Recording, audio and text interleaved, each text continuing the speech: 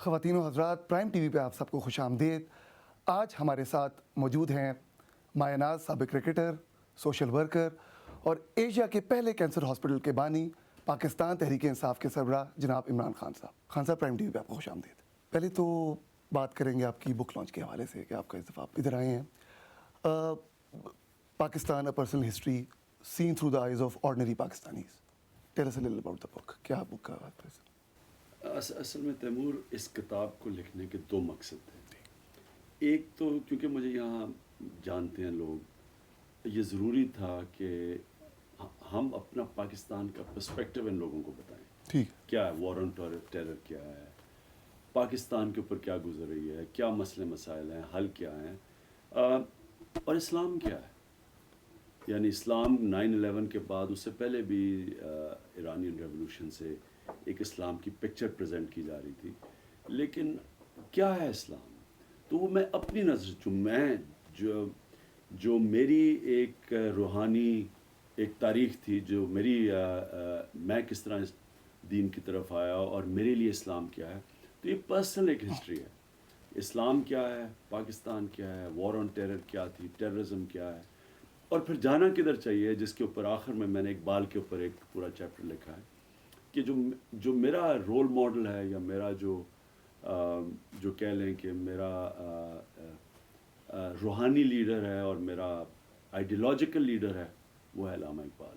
تو آخری چیپٹر اس کے اوپر لکھا، اپنی نوجوان، جو دوسرا مقصد تھا، اپنے مسلمان اور پاکستانی نوجوانوں کو ایک راستہ دکھانا، اپنی زندگی سے ان کو ایک کہ وہ کنفلکٹنگ ہے، ادھر مغرب کا پریشر ہے، ادھر ہمارا کنزرویٹو پریشر ہے، ان کو یہ نہیں پتہ کوئی ریڈیکل اسلام ہے، ماڈریٹ، یہ کیا ہے اسلام، اور پھر پاکستان کیا ہے اور کیا بن سکتا ہے۔ تو یہ نوجوانوں کے لیے بھی دو مقصد تھے اس کتاب کے۔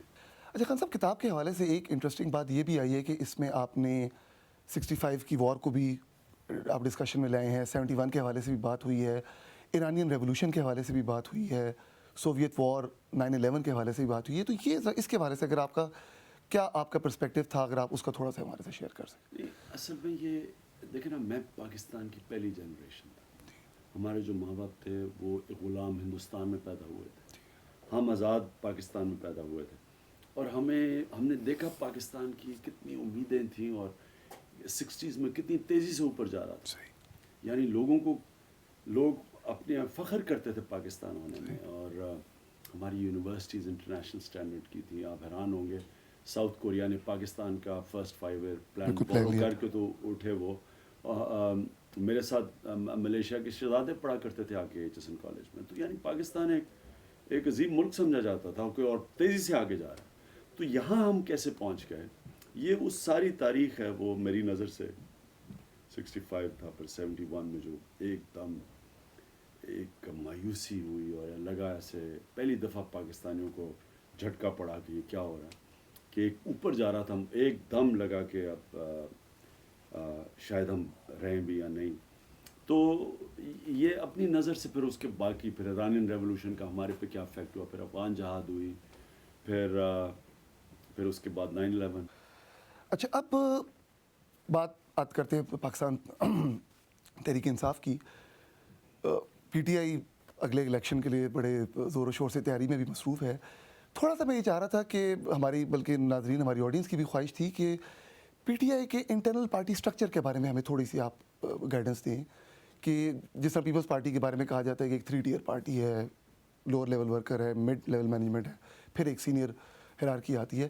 پی ٹی آئی کے حوالے سے ابھی بھی میں سمجھتا ہوں کہ ہماری پبلک کو اس طرح کی اویئرنیس نہیں ہے، اس کے حوالے سے اگر آپ مجھے تھوڑا سا بتا سکیں۔ لیکن باقی پارٹیز ہیں، یہ فیملی پارٹیز ہیں۔ ٹھیک ہے، ایک شریف برادران کی پارٹی، بس اسینشلی پی ٹی آئی کا کیا ایج ہے؟ پی ٹی آئی کو وہ کون سا ایک فیکٹر ہے جو پی ٹی آئی کو باقی پولیٹیکل پارٹی سے ممتاز کرتا ہے؟ میں وہی آپ کو سمجھاؤں گا۔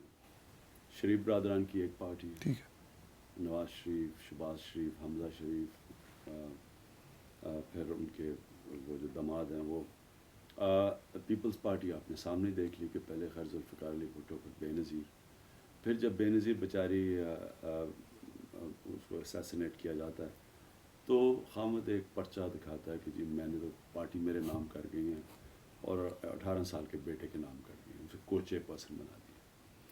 تو ادھر سے ہی آپ اندازہ لگا لیں کہ کتنی جمہوریت ہے یا ان میں کتنا یہ پارٹیز کیا ہیں، مڈل ٹیئر لوور ٹیئر کی آپ بات کریں، ٹیئر ایک ہی ہے، اوپر بادشاہ بیٹھے ہوئے ہیں۔ تحریک انصاف انشاءاللہ ہم آپ کو اس کو ایک جینون ڈیموکریٹک پارٹی بنا کے دکھائیں گے، جو بھی نہیں بنی۔ ٹھیک ہے، بنی مطلب یہ کہ جب تک جینون الیکشنز پارٹی میں نہیں ہوتے صحیح تب تک پارٹی کے ادارہ نہیں بنے گی۔ صحیح۔ ابھی اگر کوئی کہتے ہیں نا جی کہ ون مین شو ہے، اگر عمران خان نہیں ہے آج تو پارٹی کو بڑا نقصان ہوگا۔ آپ پہ اس بارے سے یہ بھی کرٹیسزم تھا کہ جی ون مین شو ہے، لیکن یہی ون مین شو تھا ایک وقت شوکت خانم میں، لوگ کہتے تھے جی آپ کچھ ہو گیا تو شوکت خانم کا کیا بنے گا؟ صحیح آج شوکت خانم ایک ادارہ بن چکا ہے۔ آج عمران خان اس دنیا میں ہو یا نہ ہو، وہ پیر پہ کھڑا ہے اپنے، وہ ایک انسٹیٹیوشن ہے، ایک ادارہ خود پیسے ڈرا کرتا ہے۔ اسی طرح جس وقت ہم نے اپنی پارٹی میں گراس روٹ الیکشنز کروا دیے، یعنی کہ یونین کاؤنسل سے ڈسٹرکٹس پہ، ڈسٹرکٹ سے پروونس میں اور پروونس سے سینٹر میں، جب الیکٹرل پروسیس شروع ہو گیا تب ایک ادارہ بن جائے گا، اور تب پھر عمران خان ہو یا اس دنیا میں نہ ہو، پارٹی اپنے پیر پہ کھڑی ہو جائے گی۔ تو ہم اس آئیڈیل کی طرف جا رہے ہیں۔ ابھی تک ہم یو کے الیکشن کروانے لگے ہیں، امریکہ میں کروائے ہیں، ہم نے اسلام آباد کے الیکشن پچھلے سال کروائے تھے، بلوچستان میں کروائے ہیں، لیکن سارے پاکستان میں الیکشن ابھی ہماری وہ یونین کاؤنسل کی آرگنائزیشنز کمپلیٹ نہیں ہیں، جدھر جدھر ہیں وہاں انشاءاللہ کرواتے جائیں گے۔ اچھا بھی آپ نے ڈائنسٹک پالیٹکس کے حوالے سے بات کی، ہمسایہ ملک بھارت کی بات کرتے ہیں اور جہاں یہ کہا جاتا ہے کہ جی ایک بڑی وائبرنٹ ڈیموکریسی ہے، تو اگر اسی ایسپیکٹ میں بات کریں تو وہاں بھی ایک ہی فیملی ہے جو اسی ڈائنسٹک پالیٹکس کو کنٹینیو کر رہی ہے، اس تسلسل سے آپ اس حوالے سے آپ کس طرح دیکھیں گے؟ دیکھیں بھارت کی جو پالیٹکس ہے وہ ہمارے سے بہتر ہے، ٹھیک، لیکن وہ کوئی آئیڈیل نہیں ہے، نہیں تو انو ہزارے اتنا بڑا یہ نہ کرتا جو کرپشن کے خلاف اس نے کیا۔ دیکھیں جتنی اچھی ڈیموکریسی ہوگی اتنی زیادہ اکاؤنٹیبلٹی ہوگی، صحیح، اتنی کم کرپشن ہوگی۔ اب سوئٹزرلینڈ ہے، سویڈن ہے، یہ یورپین ملک ہیں جو میرے خیال میں زیادہ ڈیموکریٹک ہیں برطانیہ سے اور امریکہ سے۔ برطانیہ کی بھی اچھی ڈیموکریسی ہے، لیکن اتنی نہیں جو اسکینڈینیوین ممالک کی ہے اور جو سوئٹزرلینڈ وغیرہ کی ہے۔ ادھر کا آپ کیا دیکھ رہے ہیں؟ وہاں یہ دیکھتے ہیں کہ ادھر ایسی اکاؤنٹیبلٹی ہے کہ کوئی بھی الیکشن لڑ ہی نہیں سکتا جس کے اوپر تھوڑا سا دھبا کرپشن کا پڑ جائے، اور اگر اوپر بیٹھ کے کچھ غلطی کر دے، برطانیہ میں آپ دیکھ لیں 2-3 ہزار پہ لوگوں کو ایم پی ایس کو انہوں نے پارلیمنٹ سے اٹھا کے باہر پھینکا، یعنی کہ ایم پی ایس کی انہوں نے اکاؤنٹیبلٹی عام شہری سے زیادہ رکھی ہوئی ہے۔ ایک وہ کون تھا جو ٹونی بلیئر کا بڑا تکڑا وزیر تھا، اس نے صرف اپنی بیوی کے جو نوکرانی کام کر رہی تھی، وہ فارنر تھی، اس کے ویزے کو ایکسپیڈائٹ کرنے کے لیے اس کو ریزائن کرنا پڑ گیا۔ تو کتنی اکاؤنٹیبلٹی ہے، یہ ہے ڈیموکریسی کی خوبی۔ جب کرپشن آپ کے ملک میں ہوتی ہے اس کا مطلب اکاؤنٹیبلٹی نہیں ہے، تو ہندوستان میں بھی بڑی کرپشن ہے۔ اس لیے جتنی بہتر آپ کی ڈیموکریسی ہوگی اتنی کم کرپشن ہوگی۔ تو ہندوستان میں بھی یہ نہیں آپ کہہ سکتے کہ ان کی کوئی بڑی آئیڈیل ڈیموکریسی ہمارے سے بہتر ہے، لیکن وہ لیول نہیں ہے جو اصل ڈیموکریسی کو پہنچنا چاہیے۔ میرے خیال میں پاکستان میں ہندوستان سے بہت زیادہ پوٹینشیل ہے ڈیموکریسی کا جنم لینے کا، خوشحالی کا۔ خان صاحب، پاکستان تحریک انصاف کے حوالے سے ہی بات چل رہی ہے، اس پلیٹ فارم پہ میں چاہوں گا کہ آپ کچھ ہمیں تحریک انصاف کی اور جو کی فگرز ہیں ان کے حوالے سے بھی اگر ہمیں تھوڑا سا ان کا بیک گراؤنڈ بتا سکیں، کون ہے ان کا، کیا ان کا پولیٹیکل بیک گراؤنڈ کیا ہے اور ابھی تک ان کی کیا کنٹریبیوشن ہے؟ دیکھیں اس طرح سمجھے نا کہ دو قسم کے پولیٹیشنز آتے ہیں، ایک آتے ہیں جو کریئر پولیٹیشن، جو صرف پولیٹکس میں مال بنانے آتے ہیں، صحیح، یا پولیٹکس کی وجہ سے روزی کمانے آتے ہیں، جن کو کریئر پولیٹیشن کہتے ہیں۔ آپ صرف دیکھ لیں پاکستان کی پولیٹکس کے بڑے بڑے نام، کتنے انہوں میں سے ہیں جو پولیٹکس میں آنے سے پہلے ان کے اثاثے کتنے تھے، اور پولیٹکس اور اقتدار کے بعد کدھر چلے گئے۔ بے شک، 1 سے 22 فیکٹریاں بن گئی کسی کی، ایک چھوٹے سے سنیما سے کوئی اربوں پتی بن گیا ہے۔ تو یہ سارے جو لوگ تھے یہ کیسے بنے ہیں؟ یہ پولیٹکس نے بنائے ان کو۔ تو ان کی پولیٹکس ضرورت ہے، پولیٹکس سے بغیر یہ کچھ نہیں ہے۔ پاکستان میں آپ کو وہ لوگ چاہیے جن کو پولیٹکس کی ضرورت نہیں ہے، یعنی جن اپنے پیر پہ کھڑے ہیں، جنہوں نے پروفیشن میں کوئی کام کیا ہے دنیا میں، بزنس، کوئی لائر ہے، کوئی مثلا ایک ہمارے ڈاکٹر الوی ڈینٹسٹ ہیں، ورلڈ ڈینٹسٹ ایسوسیشن پہ ہیں، نجیب ہارون ہے، کوئی ٹاپ بلڈر ہیں، پاکستان کے ٹاپ بلڈرز میں سے کنسٹرکشن کمپنی ہے، احسن رشید ہیں، ایک کمپنی چلاتے تھے جس کا ٹرن اوور، جو پاکستان زیادہ تیل خریدتی تھی، جس کے ایم ڈی تھے، حامد خان ہیں، جو کہ پاکستان کے ٹاپ لائر ہیں، ان کو کوئی ضرورت نہیں ہے پالیٹکس کی. ٹھیک. اسی طرح ہمارے پاس اور کئیوں کے میں آپ کو نام لے سکتا ہوں، لیکن پی ٹی آئی کی جو کور ہے ان لوگوں کی ہے. ہمارے ڈاکٹر یاسمین راشد ہیں جو پی ایم اے کی ہمیشہ الیکشن جیتتی تھی. تو یعنی سارے وہ لوگ ہیں جو آج اس لیے آئے ہیں ایک جذبے کی وجہ سے، اس لیے نہیں آئے کہ مال بنانا، نہیں تو وہ اور کسی کے پاس چلے جاتے. آپ کو ان لوگوں کی ضرورت ہے، اس ٹیم کی ضرورت ہے. وہ ٹیم جس میں ایمانداری اور کوئی نظریہ ہو. جو 15 سال اپوزیشن میں پارٹی رہ گئی ہے اور جس کے ٹاپ ٹیئر رہ گیا ہے، اس کا مطلب ان کا نظریہ بھی پروو ہو گیا ہے اور وقت کا ٹائم جو وقت کا جو ٹیسٹ ہے وہ پاس کر چکے ہیں. تو ان کی ایمانداری بھی ہے اور ان کا نظریہ بھی ہے. یہ ٹیم ہے تحریک انصاف کی جو کسی پارٹی کے پاس نہیں ہے. اب آپ کے سامنے ہے، جیسے نواز شریف گیا تقریباً ساری کی ساری نون لیگ بن گئی کاف لیگ، اور پھر وہ بھاگے واپس آئے ہیں. یہ تو اقتدار کی پالیٹکس ہے، یہ تو پہاڑ پالیٹکس ہے. پیپلز پارٹی میں آپ نے دیکھ لیا کوئی ٹیئر جب پھر واپس چلے جاتے ہیں. تو وہ لوگ ہیں، اور جو اب پیپلز پارٹی ہے وہ پہلے تھی نہیں، سارے کہیں اور سے چنا کے آصف زرداری کے دوست آگے اوپر بیٹھ کے. تو یہ پولیٹیکل پارٹیز نہیں ہیں، یہ وہ لوگ ہیں جو کہ سیاست کو استعمال کرتے ہیں ذات کے لیے. تحریک انصاف وہ پارٹی ہے جو 15 سال اپوزیشن میں رہی ہے، جس کے اندر وہ لوگ ہیں جو کہ انشاءاللہ آ کے تو ایک نظریاتی طور پہ پالیٹکس میں آئے ہیں. یہی ملک کے مسئلے حل کر سکتے ہیں. بات آپ نے کی 15 سال سے تحریک انصاف جو ہے اپوزیشن میں ہے. آپ کے کرٹکس کا یہ بھی کہنا ہے کہ عمران خان صاحب نے ایک وائبرنٹ میڈیا کو بہت زیادہ اس پر سٹریس کیا اور کہا ہے کہ پاکستان کی پروگریشن میں ایک وائبرنٹ میڈیا کا ہونا بڑا ضروری ہے. اور اس وائبرنٹ میڈیا کو یوز کر کے خان صاحب پولیٹیکل فگر تو بن گئے، فینس بہت سارے بن گئے، لیکن فالوور نہیں زیادہ بن سکے. اس کے حوالے سے آپ کیا کہیں گے؟ نہیں دیکھیں نا، اگر آپ یہ آرگیومنٹ استعمال کرتے ہیں تو جو پیو پول ہوا ہے یا جو یوگا پول ہوا ہے، جو بھی پول پاکستان میں ہوتا ہے، آج تحریک انصاف نمبر 1 ہے.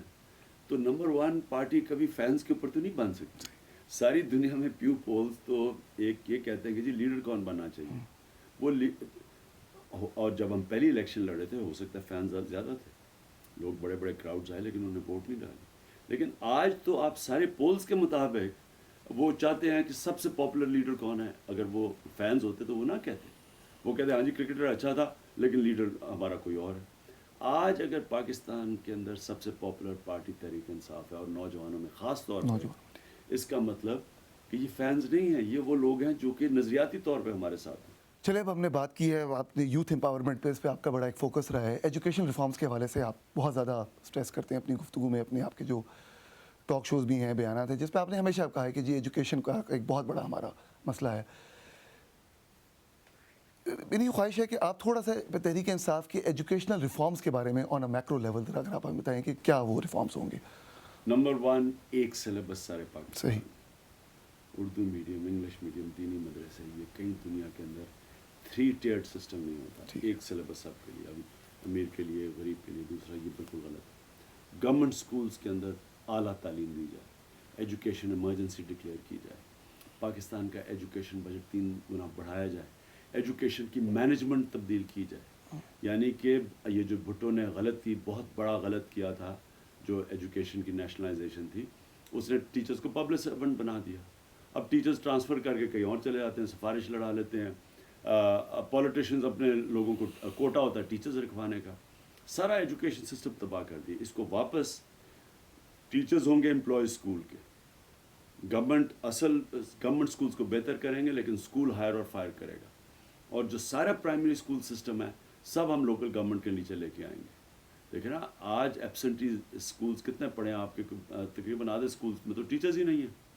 تو جب تک آپ لوگوں کے نیچے جو یوزرز ہیں، میرے بچے پڑھ رہے ہیں گاؤں میں ایک اسکول میں، آپ دیکھیں کیسے اگر گاؤں میں اسی بورڈ پہ بیٹھا ہوں تو کیسے گاؤں میں وہ ہمارے اسکول میں ٹیچر نہیں آئے گا. جو آج کل ہے ہو رہا ہے کہ اسکول بند پڑے ہیں، ٹیچرز ہی نہیں ہیں، اور ٹیچر ہیں پیسے لے رہے ہیں اور آتے ہیں ایبسنٹی ٹیچرز.